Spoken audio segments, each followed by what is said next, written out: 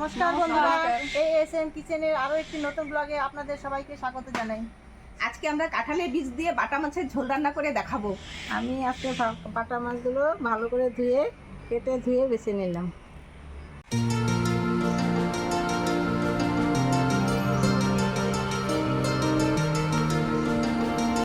কাঁঠালের বিচিগুলো আমি 2 টুকরা করে নিব। তারপরে এই সাদা অংশটা ফেলে দেব আর লালটা হাত দিয়ে ঘষে পরিষ্কার করে নেব। এইভাবেই কেটে নেব। এইভাবেই সবগুলো কেটে নেব এরকম করে। কাঁঠালের বীজগুলো আমি বোতলের মধ্যে ঢুকিয়ে ভালো করে ঝাঁকিয়ে এই যে লাল অংশটা পরিষ্কার করে নেব। এর মধ্যে একটু লবণ দেব।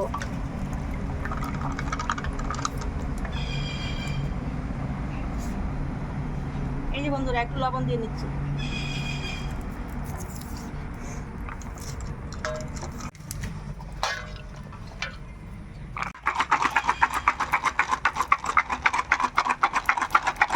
এইভাবে কিছুক্ষণ ঝাঁকিয়ে নিলেই পরিষ্কার হয়ে যাবে।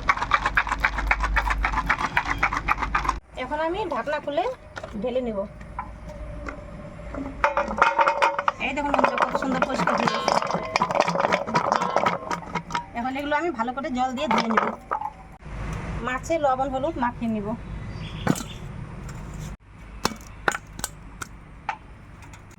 মাছে লবণ হলুদ দিয়ে আমি 10 মিনিট মাখিয়ে রাখবো।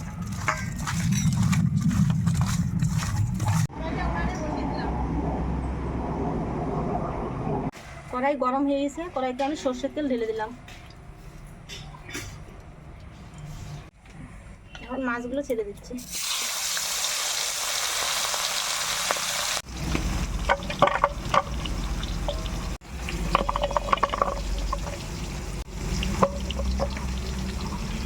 বন্ধুরা আমার দিদি আসছে জলপাইগুড়ি থেকে, আমার দিদি আসছে বাটা মাছের ঝোল রান্না করে দেখাবে। আসলে দিদি তাও আবার ভালোবাসে রাস্তা আমাদের কিছু নেই।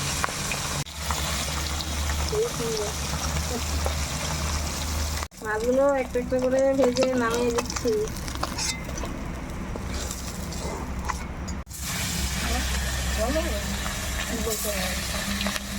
আদা পেঁয়াজ রসুনগুলো ভালো করে বেটে নেব।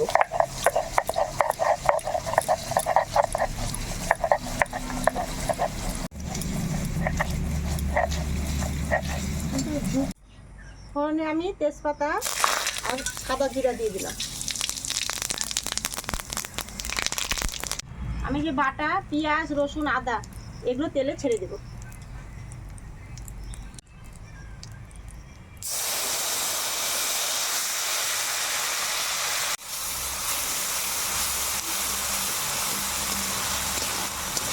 পেঁয়াজ রসুন আদা ভাজা হয়ে গেছে, এখন আমি লঙ্কার গুঁড়ো দিয়ে দেবো। জিরের গুঁড়ো দিয়ে দিচ্ছি।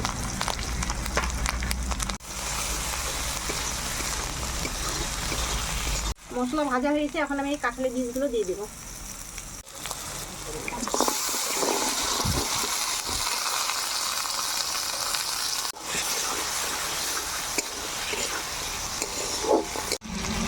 হলুদের গুঁড়ো দিয়ে দিচ্ছি,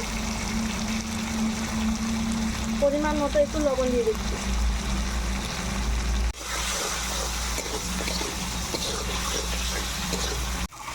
আমি এখন জল দিয়ে দেবো। সবজি ভাজা হয়ে গেছে।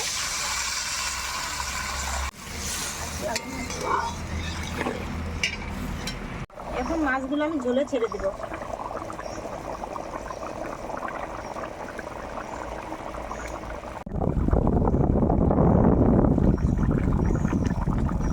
ঝোল হয়ে গেছে, এখন আমি একটু গরম মশলা দিয়ে দেবো। নামানোর আগে একটু বিলাতি ধনিয়া পাতা দিয়ে দিব।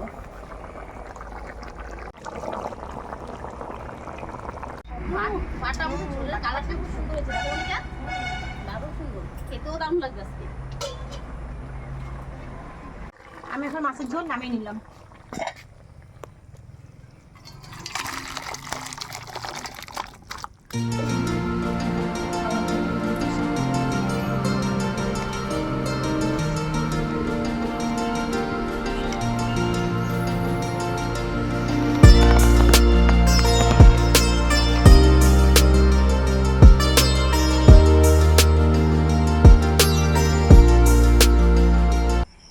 মাছের ঝোলটি সেই টেস্টি হয়েছে।